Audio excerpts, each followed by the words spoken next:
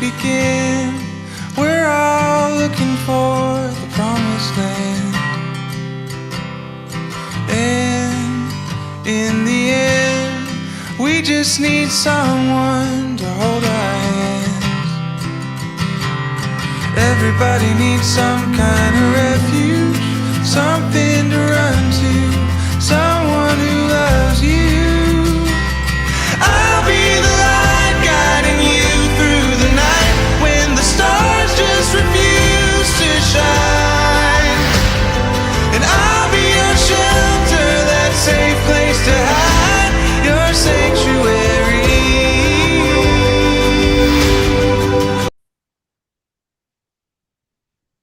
Hi, everybody. Welcome back to Everybody's Addicted.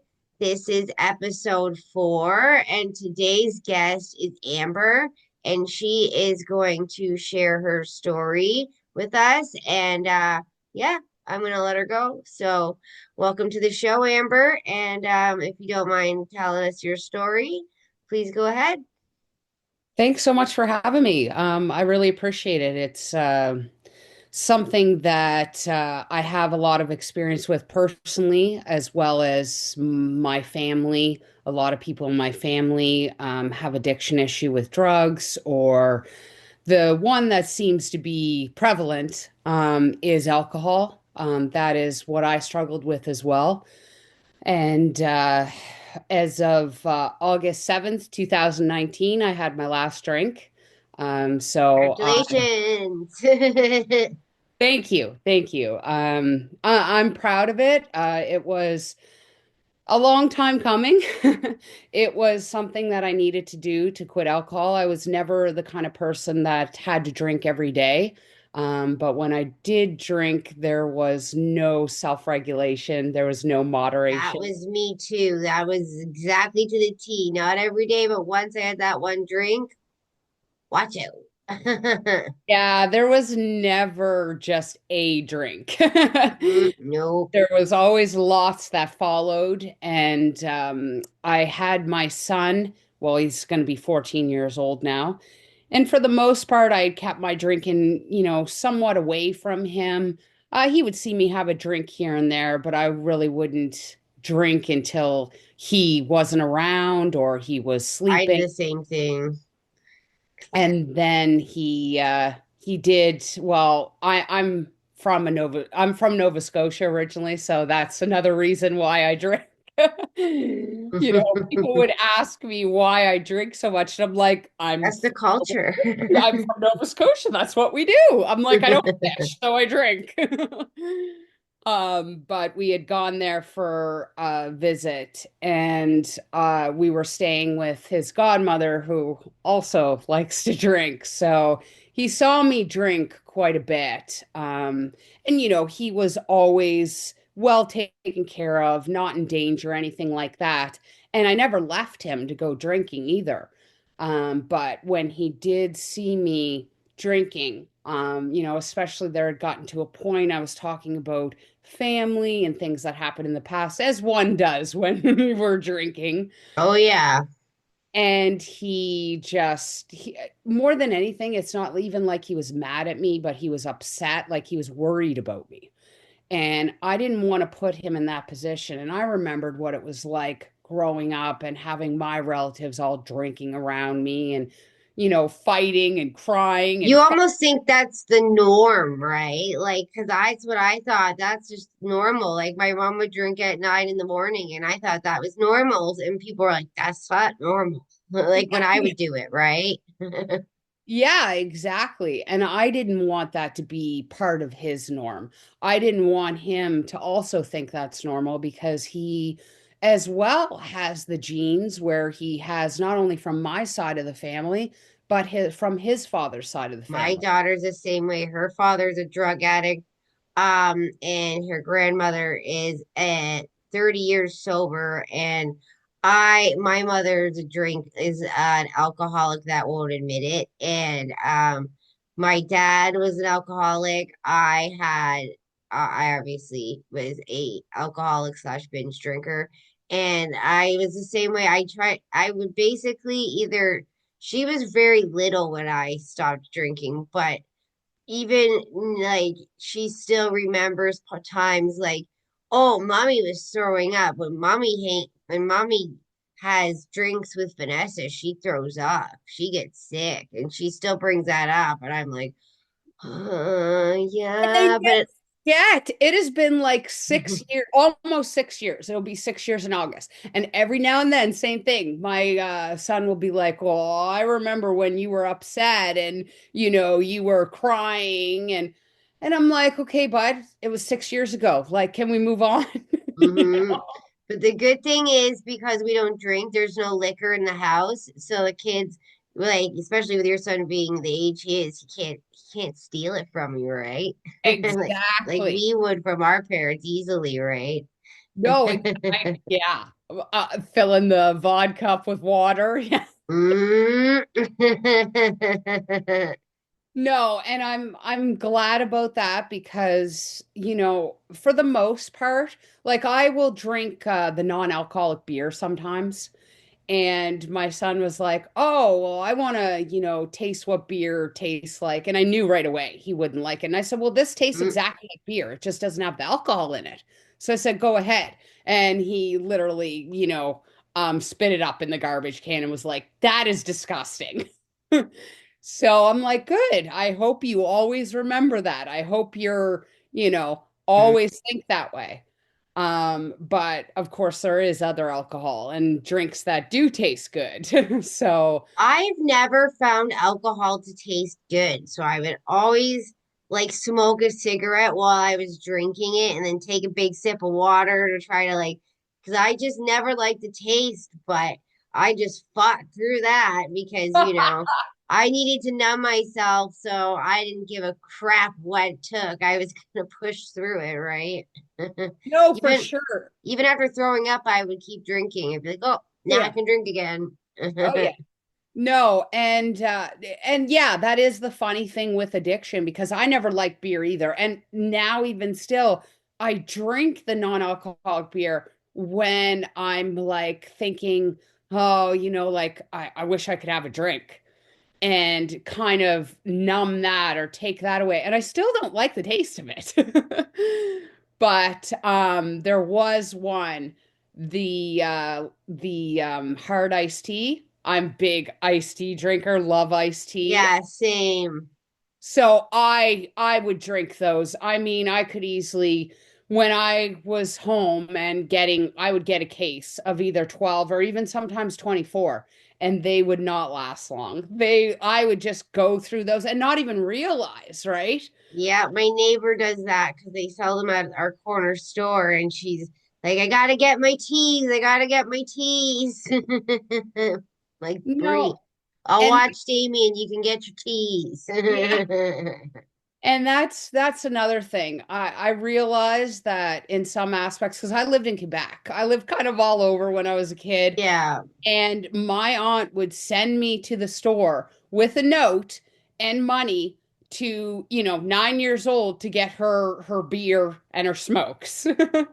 see, now And they won't let you do that. no, no, of course. Of course. But being in Ontario, it was the same as Nova Scotia. We never had beer in the corner stores. We never had any of that. That's And new. right. And to an aspect, I get why they were trying to do that. But at the same time, it's kind of pathetic to me. Like the amount of people that have addictions. We saw it when COVID happened. They had to keep the liquor store open so that people People didn't, were mad because they wanted to close a liquor store. Like that's how bad it is. yeah. Because and they make it like drinking's normal. When you watch TV and stuff, if you're sad, you drink.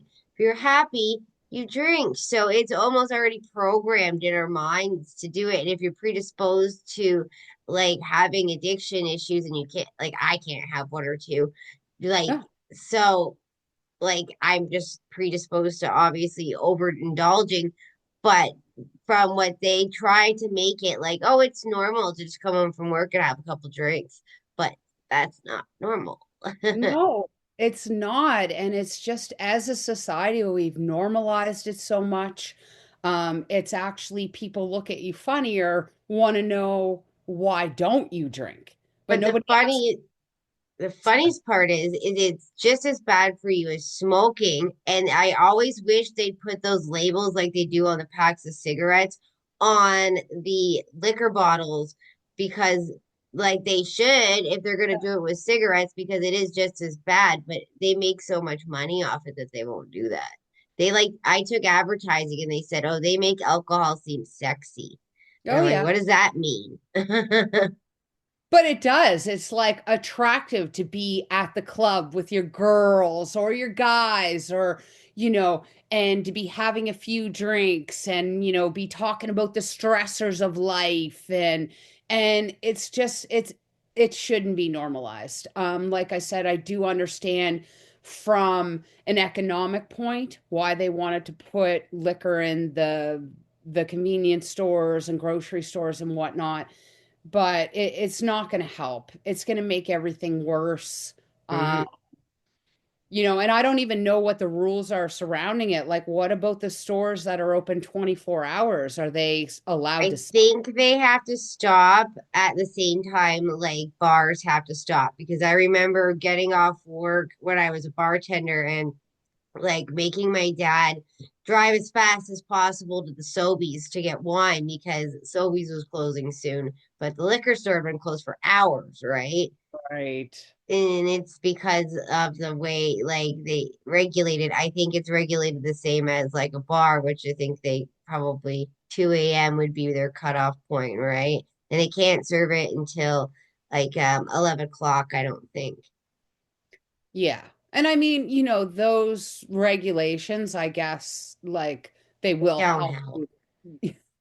I mean, it helps to have some kind of regulations, but I just see this as not, I mean, there's so many people in the throes of addiction that you don't help someone by giving them more access to it. You just don't. Well, even like when you said during COVID, an ex of mine was a security guard at the BGH, and he said that there'd be homeless people coming in and drinking the hand sanitizer.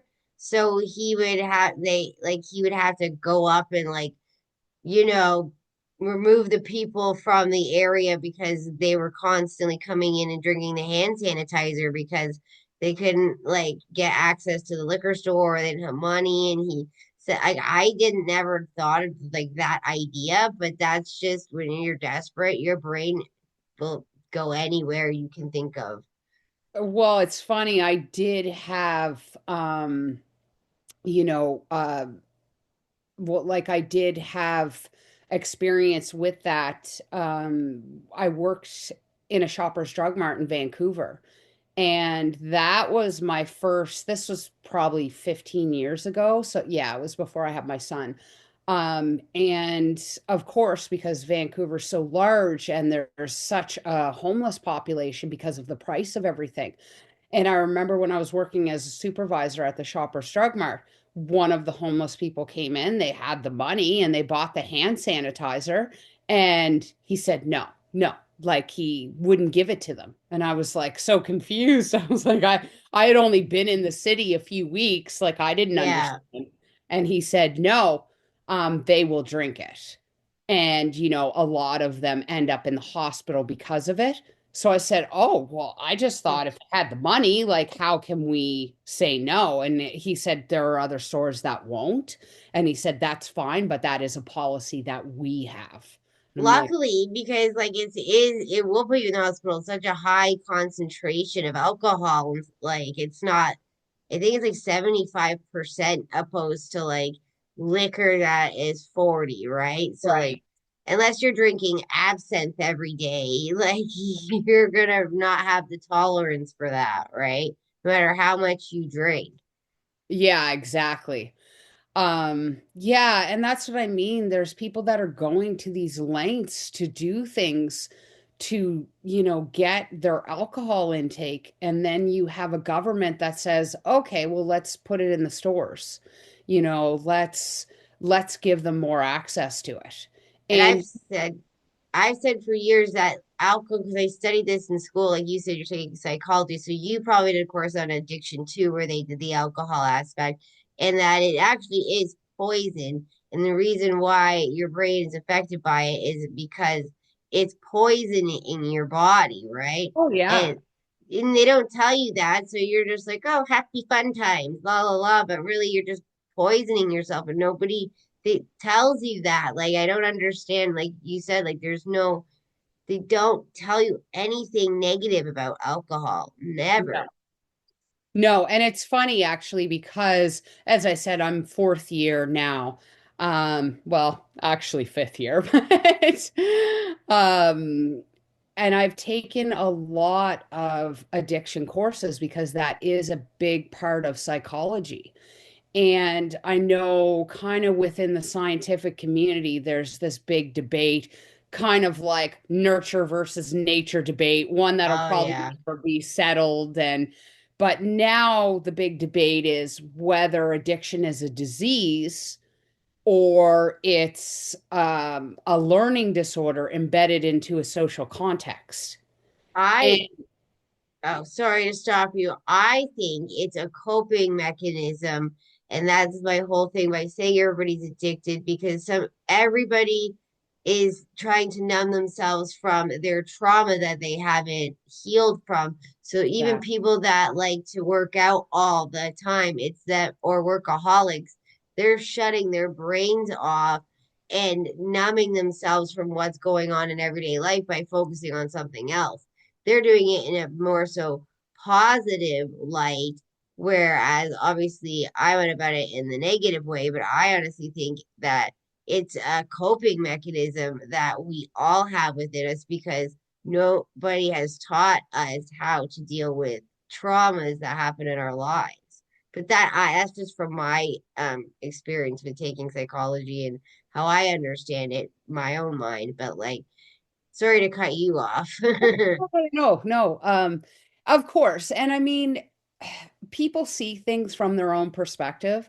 So it's going to be hard to change someone's mind that sees it one way. And that's why I said it's a debate that'll probably, never be okay. It's just one way or the other, kind of like the nurture and nature debate.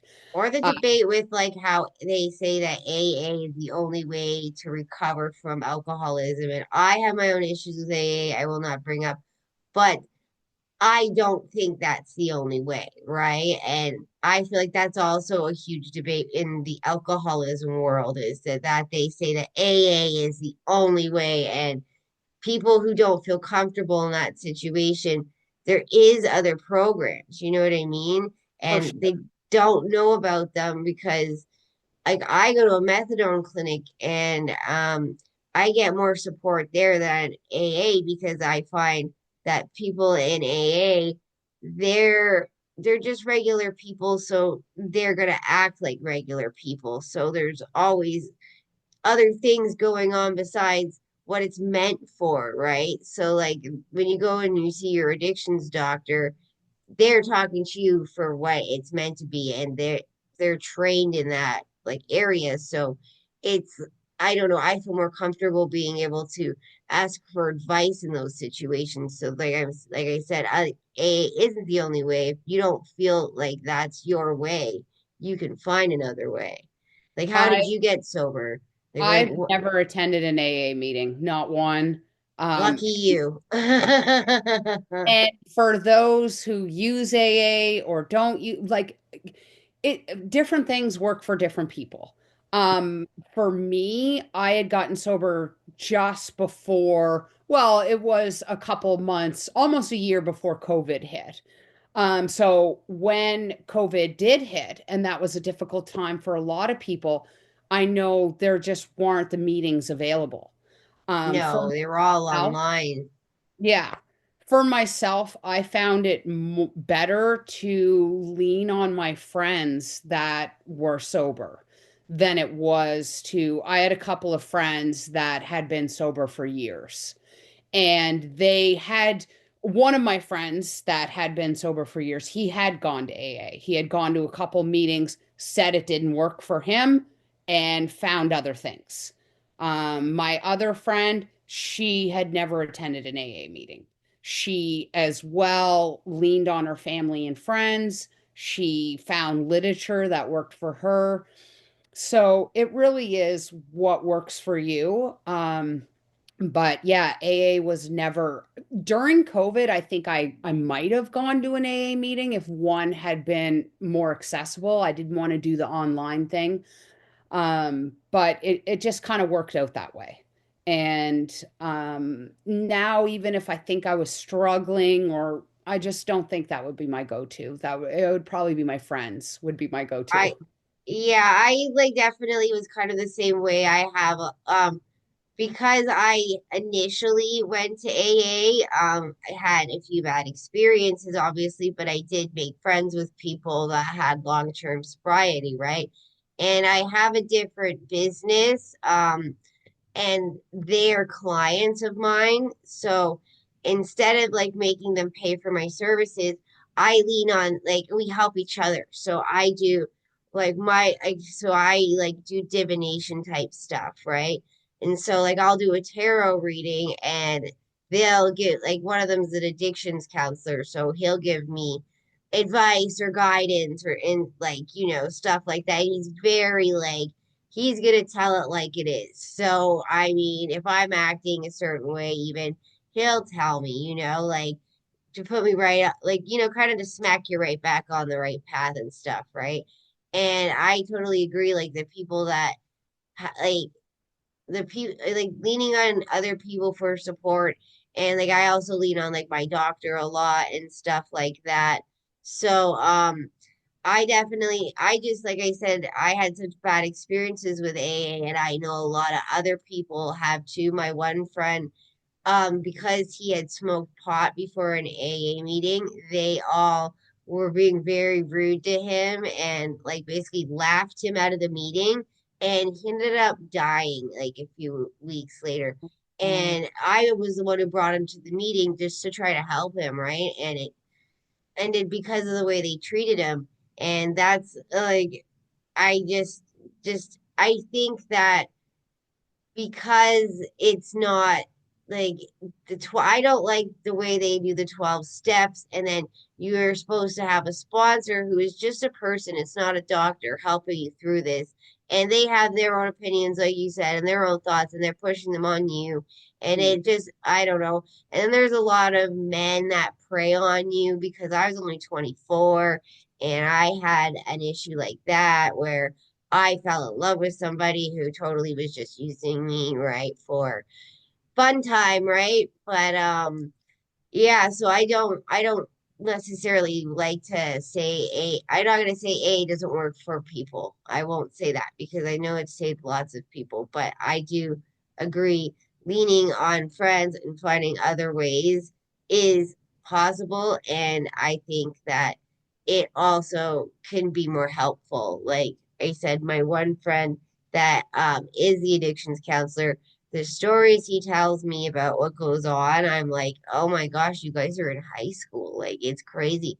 And I don't like think that that's a good atmosphere for somebody who's new to sobriety. Like, to No. be thrown into a situation, you're already an anxious person. Why Right. put them in a situation like that? I don't know. I've also had an opiate addiction. That's why I go to a methadone clinic. But the methadone clinic, I don't take methadone. I take Suboxone. Just I like to promote Suboxone over methadone in every episode because methadone is very addictive and it gets you very high. Suboxone makes it so you can't get high, but you don't feel withdrawals. So it is much better for you if you're trying to stay sober. But that being said, it just brought me to a place where I was around other addicts that were truly there to just want to get sober, and you connect with them before you get in and to see like your meeting. They have counselors, they have social workers, they have everything. You even for like homeless people, they have the days where you can come in and shower at certain places, all the places that have meals. Like methadone clinics have so much to offer, even if you're an alcoholic or not an opiate user and your addictions, anything. Going there, the resources that they have to offer is so insane. You would not expect it, but they have so much resources. And like some people like don't have friends or family to lean on. Right. Using those resources is something else to lean on, right? Yeah. I mean, I know for myself, and have gotten into arguments with people about methadone because I've always said, whatever you need to do, I'm not going to say is wrong or you shouldn't do it. But for me to see people still on methadone like 6, 7 years later, and They lose their teeth too. they've just replaced one addiction with another. That's I have done fentanyl and I did took methadone at the clinic and I never been higher in my life. Like I was like my husband was like, whoa, I just had to go to my room. And then the next day, when I seen my doctor, because at first you have to go every day, I said to him, I don't want to be on this. I'm gonna get addicted to it and switch to the Suboxone, right? But like I totally agree with you. Like methadone is replacing one addiction with another because even like Eminem, like the rapper, he almost died from overdosing from methadone because he was trying to get clean. They gave him methadone. He got addicted to that, and that is what brought him to sobriety. But just because he had the money to buy it, he was able to like overdose on it because it is actually gets you quite high. Like you would be surprised for a drug that's supposed to help you get off drugs, how high it makes you, right? Yeah, I mean, I've never taken it, but I've seen people on it. And Brantford has a large population that is on methadone, Mm. a large population. And look, it's not helping the situation. And I know a lot of people who would get urine from other, I don't know how it's done now, but they would get urine from other people because they'd still be using You while they, can, they have cameras in the bathrooms now at the methadone clinic to try to help avoid that, but I'm sure there's little tricks you can do to like, pour it behind or something, But they do have cameras in there, but I don't know if it necessarily stops anything, right? yeah, exactly. I And then don't know. they I just know years ago, and as a single mother trying to put myself through university and whatnot, I live in low income housing, and there is a lot of people that live here that are have addiction issues. Couple years ago, there was someone living here who had drug dealers in and out of the complex quite often. just scared And for being a mom. right. And I mean, it was just frustrating, especially because you're complaining to the people, management and whatnot, and they're basically saying there's nothing we can do. And it's very scary because my son is out playing there, they found a needle one day. Yeah, And my daughter found a needle once of her father's, and it's terrifying when they find a needle. Like, holy crap, you don't know what's in it. And you're like, hmm. yeah, And exactly. in your situation, what if somebody owed somebody money and they like started a fight and your son was outside and just by chance got caught up in it? Like, that's so dangerous. No, and that's the thing. And when that specific person lived here, like thankfully they don't anymore, I would limit the time that he was outside. Because as I said, they had drug dealers coming in and out, vehicles like speeding past here. And I mean, the person themselves, they had lived here because they had a child and they had had that child taken away like a year or more ago, and they were still doing, and they didn't have a child, they didn't have anything to keep them from doing that. So it was a constant battle, and I was just beside myself because I'm like, the children are in danger, like you have to do something. I was sending emails to my MPP, to the mayor, and just couldn't get help anywhere. And like I said, thankfully, because I can imagine they weren't paying their rent for months, thankfully. And I don't want to see anyone out on the street, obviously. But No, but yeah, yeah. when it comes to Your uh, family.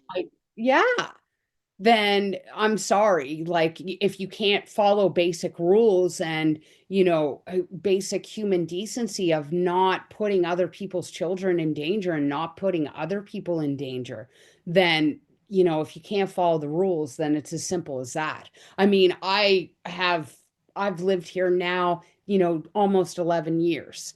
And, always paid my rent on time. Like, I don't even hardly have people over. Yeah, So, I'm the same way. I'm weird about I have like mental health issues with things like that, right? So I'm such a hermit. But I know what you mean with people driving in and out because we used to have a neighbor that lived down the street across from my other neighbor who's has our grandparents who have taken in their grandchildren. They take the bus with my daughter, so I know that. But it was the same thing, cars in and out. There was also they had girls coming in like in you know what I mean? They had girls of the night coming in and out on top of all the cars. And why are they speeding? I get what you're saying. Like they speed in, they speed out, and it's constant. And I'm glad they moved because like that was at the end of the street where there was more parking, like, and that's where kids got together more because my neighbor had the basketball net and then all this was going on. Like my kids were too young to go over there, but even when they did go over there to play on the trampoline, it was still like, because that neighbor, you'd see that happening. And I'm like, well, what if like a fight breaks out? Because I just never know. They was, I think, two prostitutes and a man that lived in the same house. And the girls were making their money. And the guy, I think he was the drug dealer because people were coming to see him and leaving, right? I'm not sure because I didn't really get involved in it. I was just porch watching, right? But it's like it's just Brantford's so it's like a totally different world. Like I grew up in Paris and it's just beside here and it's just like a smaller town. You never see any of that. And then to move here and see as much as you do, you're like, well, this is a problem. And that's why I want like to tell people stories, hopefully to help even the people in this area understand like that the people that are on the street could be on the street for negative reasons because they deserve to be, like my daughter's father, who had like just is giving himself to the drugs, or it could be somebody that isn't like that and that just really like was prescribed and then got addicted, wasn't tapered off. Because now benzos are a huge problem, right? Now mhm, because of COVID, it's like, oh, you're having issues. Here's some benzos, right? And then they don't wean you off. They take you off, and then you're like, well, now I need the benzos because you get very sick off of that too, right? So right. that's another issue that's starting to become very prevalent in Brantford is because they hand them because of COVID, they handed them out like candy because everybody was going to their doctor saying, I'm struggling. And the doctors are like, here you go. And now they're cracking down on it and taking everybody's prescription away, which is then causing these people to go out onto the streets. And then they don't have the money for it. Like, I've literally been at the methadone clinic and had people ask me to sell them Suboxone or my Lyrica that I take or my clonazepam. And I'm like, no, but they do that. That's how people like I've learned that's how people get drugs. They sit out in front of the casino or in front of the methadone clinics and they ask people that don't look like they're gonna say no, right? But yeah, it's just such a struggle and like I'm glad that you were able to get sober. But what was it that like just for just curiosity, what was it that like made you decide that you were gonna stop? It was my son. It was 100% my son. Um, I can't say honestly, I try and think of had I not had him and, just continue. I might not even be alive today. He is he's the reason I went back to school. He's the reason, like, I just look at him and try to be the best parent that I can be and the best person that I can be for him. And obviously that person isn't someone who's, getting drunk midday or, and that's why I always say to people, because I don't want to discourage people who don't have children, who don't have that person. And they say, well, I don't have that, so I can't, that doesn't matter. You have to find your motivation and what works for you. For me, it was my son. For someone who doesn't have children, it could be a family member. It could be, even a neighbor. Or Or pet. I've known people that have used their pets as something to keep them from being like that, you know? yeah. I got sober for the same reasons as you, is my children and stuff. But like I didn't even think about that. Like when you said like people without children, like it is like what do you find to motivate yourself in that situation, right? But you kind of have to find something because you can't live in depression forever, you know. And like eventually you're going to get to a point where your body's going to start being affected by it, right? And so you like I agree, like you need to find something, someone, anything, even if you try to like how like I started a business where I used divination to like help heal people after my dad passed away to keep me from really diving deep into booze again, right? Because my dad didn't like my drinking, so I don't want to betray him. So instead I decided to pivot my own life. Like I go to school full time as well, but in the meantime, I also do other things because I find keeping myself busy is what really helps keep my mind off of any of that kind of stuff. It also kind of helps me think a little bit more logically, right? Like helps me keep my emotions in check. And that could like be another thing for people that don't have children to like, give them that strength is keeping themselves busy with something that they enjoy. Like, I mean, I don't know. From like I said, I don't know because like I did it for the kids too, right? So it's hard to say. But yeah. No, and I find a lot of people do, but then at the same time, you're going to have those people that say, "Oh, I don't have kids. I don't have anything to live for." Mm-hmm. And you don't want to be like, "Oh, well, if you don't have anything, to focus on, then I don't know what to tell you," type thing. But I do agree, it doesn't have to be children. It can be a variety of, family members, neighbors even, but there has to be some kind of motivation. For me, it was my son. And I always kind of was like interested in psychology and whatnot, but well, I make jokes about that's where all the people go who have dysfunctional childhoods, and you I know, want to understand that. That's why I took psychology because I wanted to understand my mom and I kind of wanted to understand myself, and kind of understand other people. And it's just, there's so much to it. Once you dive into it, you really do really start to understand, and there is so much to it. I probably did like that wasn't my major. Um, so I only took a few psychology courses, like you've probably taken much more than I have. yeah. I was taking child and youth worker, so it was like a few psych courses just to help with the other courses, right? But it wasn't as deep as an actual psychology course. So I'm sure that like that's been very, very beneficial for you. It definitely has. And I You can mean, help others too.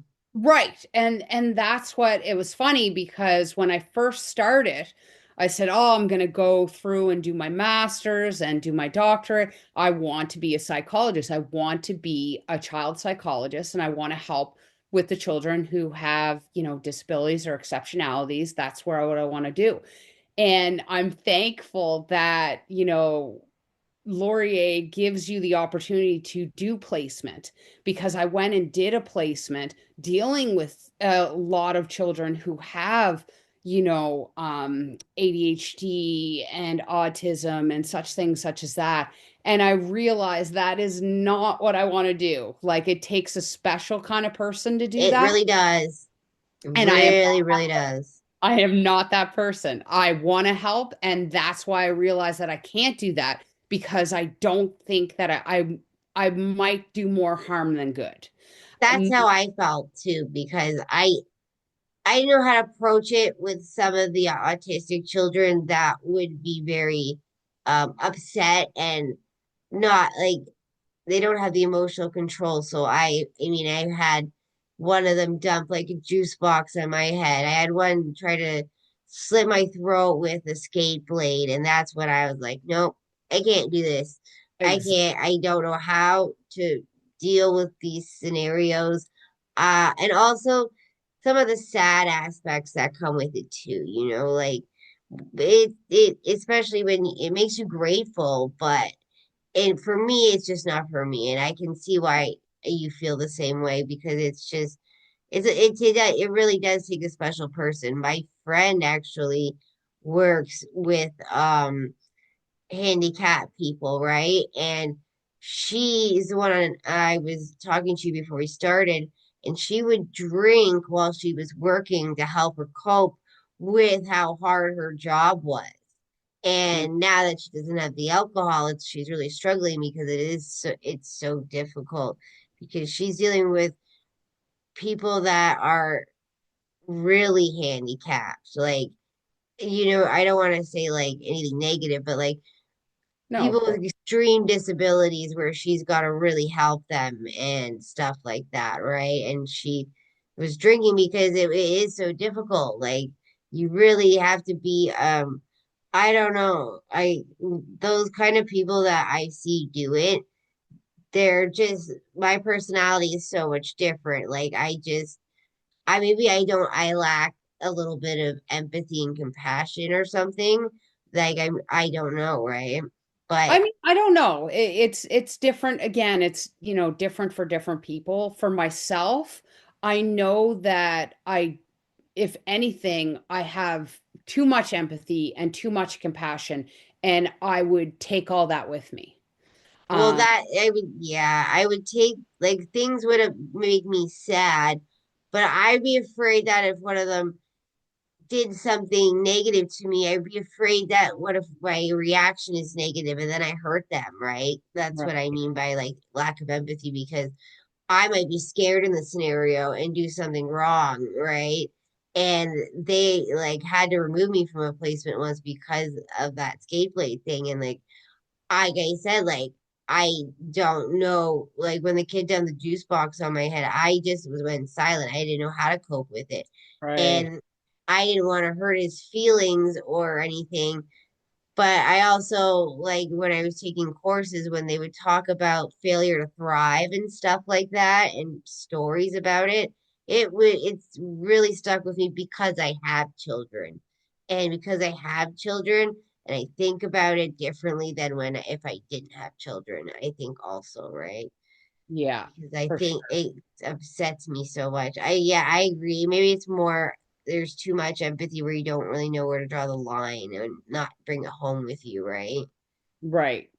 For myself, I just think that um either just, straight doing counseling or doing addiction counseling is where I would, flourish and help people the most.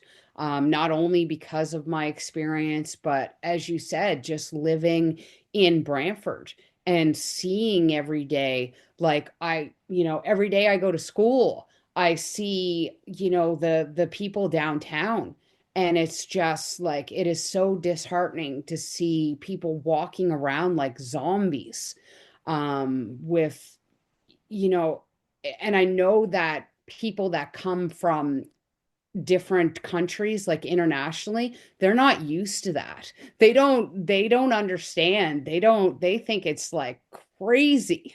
Well, when they're moving their kids in, in September, I always wonder what the parents think when they're like bringing their kids to the dorms and they're seeing what Brantford really looks like. Are they like, oh, let's get back in the car? Like, because I would be. Right? No, and that's what I mean. And it's so disheartening that it seems the actions that the government take are not to help people, but to get them further, like putting alcohol in corner stores. This is something that it might help sales of alcohol, but it's going to diminish the quality of the people that live in these towns. It's going to diminish their quality of life. And they don't seem to care because what they care about when it comes down to it is sales.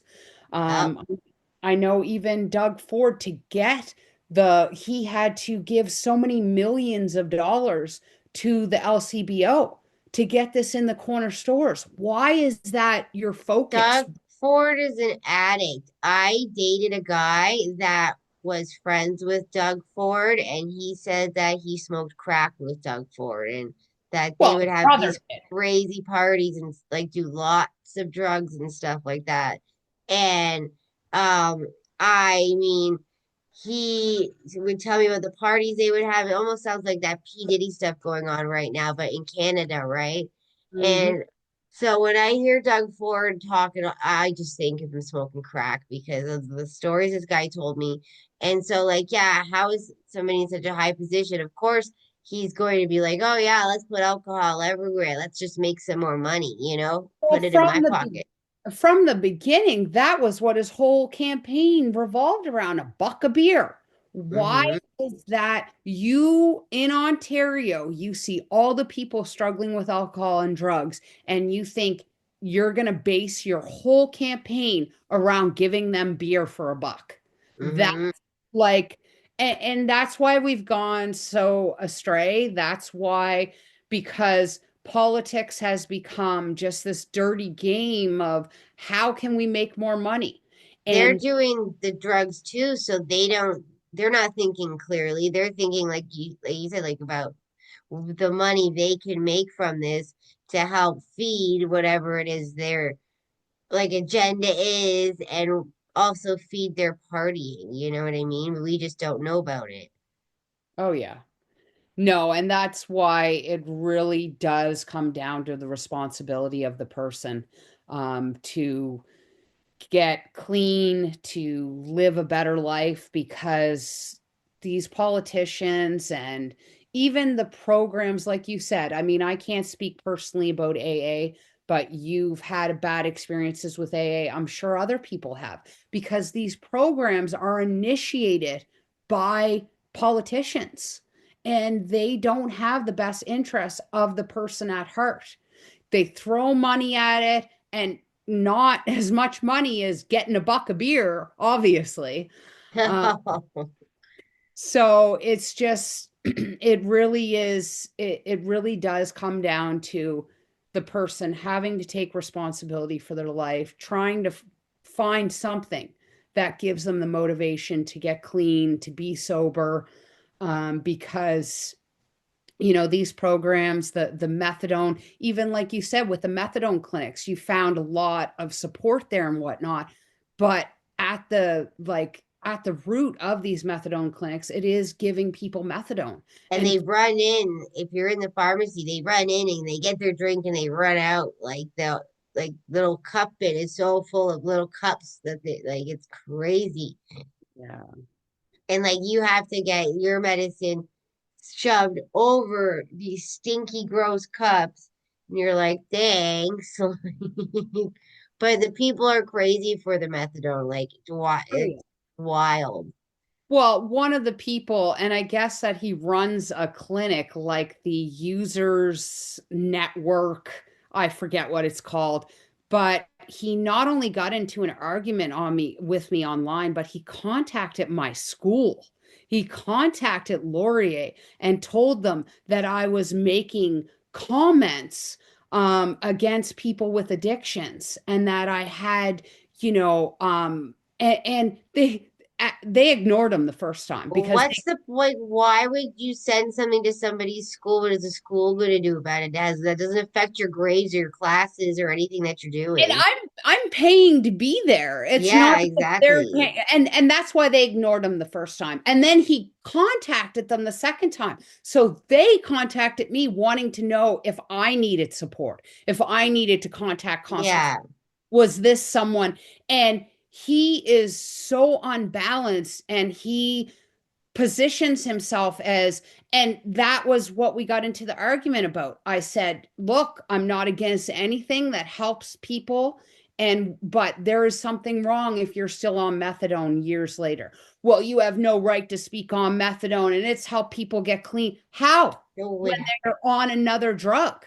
So he And took offense to that and oh, wanted to get me in trouble because he's on drugs. but who goes to like that's what I mean. Like, why you go to that degree to like affect somebody's life over a comment that Right. really is a true comment? And that's when people get angry, is when the truth, they can't face the truth, and it pisses them off because they do know it's the truth, but they don't want to face it. So instead they go on a little rampage. Like, I can't believe they contacted your school over this. What's the clinic called again? Just so that we know.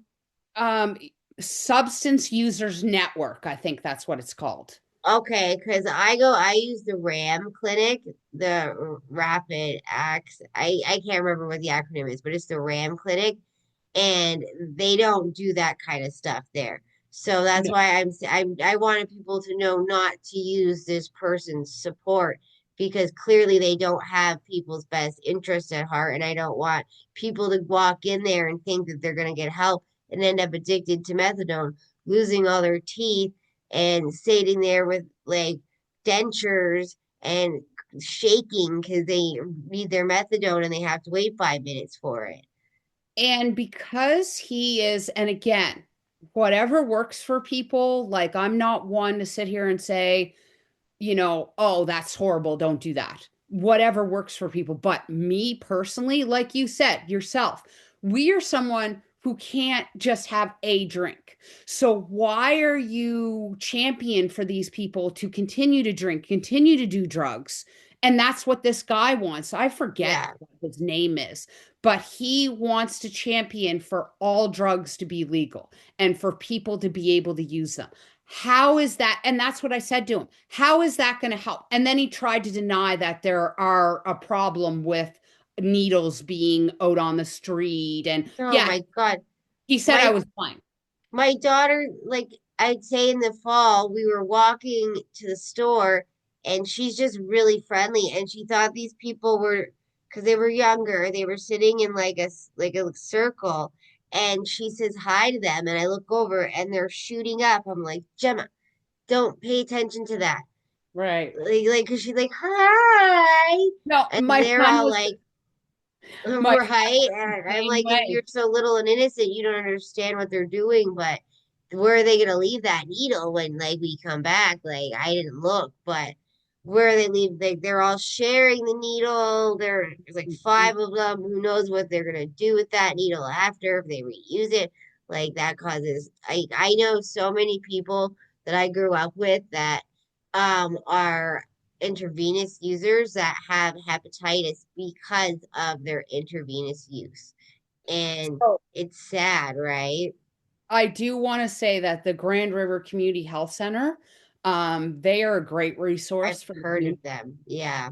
I'm actually volunteering as part of placement, but I'm going to continue to volunteer. Mhm. They've been my doctor's office for over 10 years now.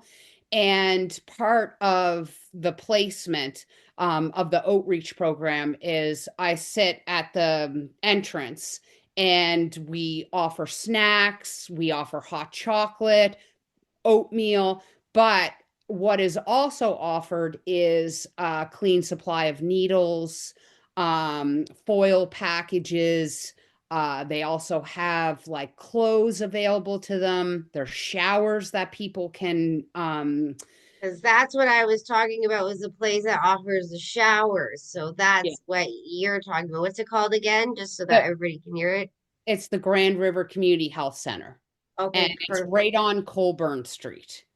I'm So it's right gonna across. write in the description this place and also the other place kind of as to not go there. Do you know what I mean?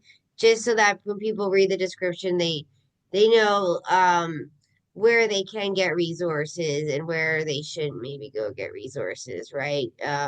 Because like I said, somebody else told me about the teen challenge thing, right? So when somebody gives me good information about good places, I like to put that in there. And if somebody's being negative and hurting people in our community, I don't want that. I want to also put him in there and be like, don't go to this clinic. Avoid it. There's lots around here. Try the Ram clinic first. And like if you're just trying to get sober for the first time, they offer Suboxone over methadone most of the time. I just thought I'm at a methadone clinic. Maybe I'm supposed to do methadone. My doctor offered me methadone and Suboxone at the same time, which blocks out the thing that makes you high, just to help me wean off the drugs a little bit. So the first day I did methadone, and then I did Suboxone and methadone for 3 days, and then it was just Suboxone, right? Is how they brought me down. But the Suboxone blocks you from getting high. So I only got high the first time, but like I said to him, I don't want to continue with the methadone. Or was my husband had a heart attack from doing opiates, right? So I didn't want to have something like that available even to him in case he was having a day where he thought, maybe I should. I just, like a relapse day and then he takes it, has another heart attack, right? So I definitely didn't want to go down that way. And I can't believe somebody would argue that with you. Like, really, especially if you're somebody who runs a clinic. Like, that makes me so mad for you in the Mean, I context of don't I school. don't think it's like an official clinic. But Yeah. I mean, it's on Facebook and I have seen it. Like you can Google it. So it is official, like in the context of you can, get information about it. And it's just sad because there were mothers, at least there was one mother that I could think of that said that her child died of overdosing and that, he was a great support to him. Well, I'm sorry, but if he eventually ended up, Yeah. he wasn't such a great support. And again, people will have different opinions and Mm-hmm. get upset that if you don't share those opinions and whatnot. But my opinion is that legalizing drugs and giving people more access to alcohol, drugs, that's not going to help. Other No. people think that it will and that it will take the shame out of it. And I get No. what the idea is and what they're trying to do, but I don't think that's going to be accomplished by that. Well, Uh, I just think about like my daughter's father and how far into addiction he is. If he had it legal, like where he could just go get it, he mm, would probably die exactly. because he would just do as much as possible, because he already does. But he can't Well, afford it enough to kill him, right? and that's the thing. The only thing that are keeping people alive right now is not being able to access it and not being able to afford it. If you take away, those two challenges of getting that, then what's to stop them? So it has never been my opinion of that. And then especially someone who is, positioning themselves as a clinic and Exactly. helping people. If you're going to deny that there's a problem with used needles in the street, you're going to deny that there's a problem with seeing people. I mean, you mentioned Smoking meth down the street, like, when my son was about 7 or 8, and it's only gotten worse since then. We were walking by the library and there was a homeless person there. And I only say homeless because it was obvious that they were unhoused. Um, and they were shooting up whatever drug they were shooting up. And my son was like, "What?" And I remember I even had to, and I always, pride myself on, aside from the Easter Bunny and all, which he's on to me now. So, but I always pride myself on not lying to my son. And when we saw, Yeah. I had to say, "Oh, well, some people because it was out in the open. He saw them putting a needle into their arm." So I said, "Well, Carter, some people have to do that because they have like diseases and they have things that they have to take needles for."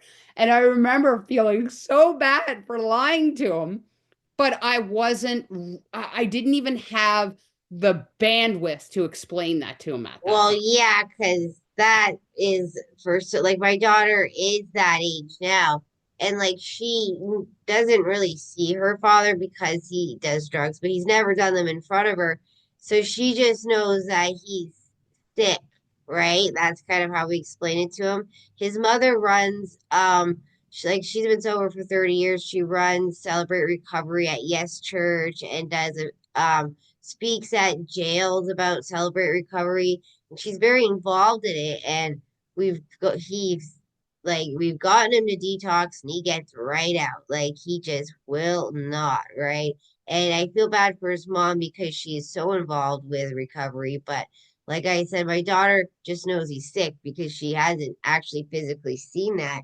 And to physically see that at such a young age, to compute that yourself, like is difficult, right? You're like that is a lot to see at such a young age. So I wouldn't feel bad for explaining it the way you did because realistically, their body is used to this drug and kind of needs it, so or else they're gonna get sick. So it's not necessarily a lie, and at least you're not scaring him almost, because Yeah. it is scary.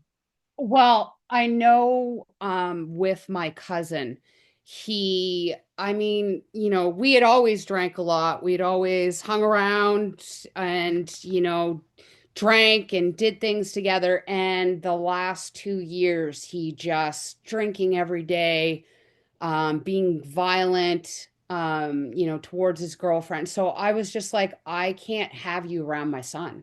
I mean, he lived in Nova Scotia, so it wasn't hard because we're up in Brantford here. Yeah, But this past March, uh, 42 years old, he had a heart attack and died. And that's the autopsy and everything will say heart attack, and I mean I get it. And we have heart disease. well, alcohol. My dad had congestive heart failure due to alcohol because alcohol makes your heart fatty, right? Right, So he probably had a heart attack because his heart had was fatty and full of like he because congestive heart failure is considered a heart attack too, right? So he probably had that type of heart attack where there was just his heart was fatty from alcohol, right? Because they right, don't tell you that. I just had found that out from my dad having a heart attack and them telling him that it was congestive heart failure due to alcohol, which made his heart fatty. So he had to quit alcohol. Um, that me him used to drink a lot together, right? So that also helped with my sobriety was the fact that he had to quit everything. So it wasn't like he was picking up a 2-4 and we were gonna drink after he was done work. So that really helped too, right? But I should let you go. But do you have anything you want to say before I do? No, I mean, I think it's great what you're doing, and that's why I wanted to share my experience and talk about it, because that's what we need to do. Like I said, it's sad to say, but we can't rely on the government. We can't rely on them to help us to initiate programs because even the programs that they initiate, it's all about their bottom line and about their dollar. So we really do have to come in as a community, and support each other and talk about it and talk about these things. That's the only way that we're going to see them get better and we're going to see people get better. So I'm really glad that you're doing this. And I hope that it does help a lot of people out there struggling to know that they're not alone. And not only to know that, but to see that there is another side of it. I never thought, growing up in Nova Scotia, the first time I got drunk, I was 12 years old, you know?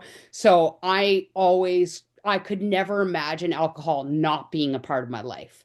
And now that I've come through it and I'm on the other side, I can't imagine alcohol ever being a part of my life ever again. Because as you said, we're not the type of people that can just have one drink. So knowing that is power and not giving power to it, because as soon as you do have a drink, you've succumbed to it and you're going to have more and you're going to continue this vicious cycle. So I just don't even go there.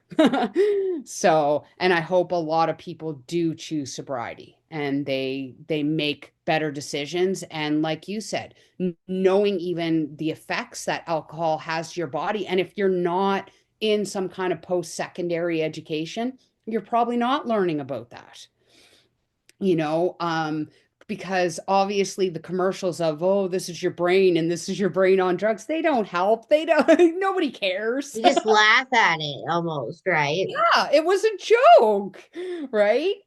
So it's really great that you're talking about this and talking with other people and getting their experiences, because there is another side to this. And there is, once you come out of it, just knowing that you came through all that and you survived all that and you continue to choose sobriety every day, it's beautiful and it can be beautiful. Well, I appreciate you coming on and sharing your story. And I also appreciate that you are brave and strong enough to like stand up for what you believe in, because there's not a lot of people that do that. And I commend you on being able to do that.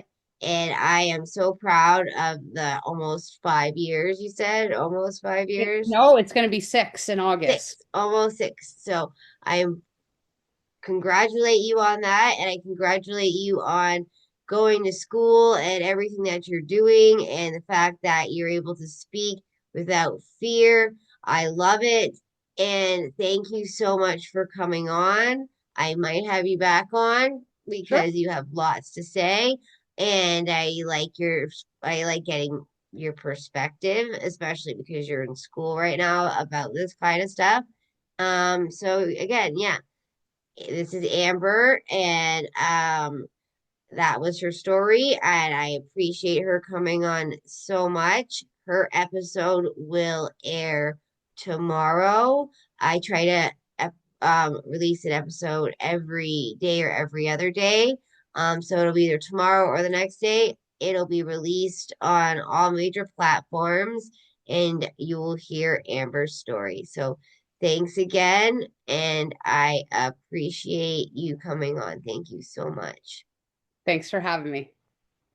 Thanks a lot.